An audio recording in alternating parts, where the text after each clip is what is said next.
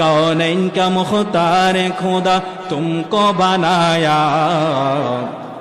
कौनैन का मुख्तार खुदा तुमको बनाया, उम्मत का निगहबान खुदा तुमको बनाया, उम्मत का निगहबान खुदा तुमको बनाया।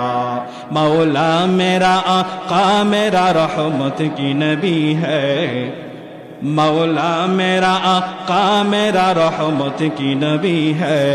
तजदार मदीना है तुम्हारे अरबी है, तजदार मदीना है तुम्हारे अरबी है। এবার আমার আল্লাহ ডেকে বলে, ওরে আদম 300 বছর পর্যন্ত তোকে কান্না করতে হতো না।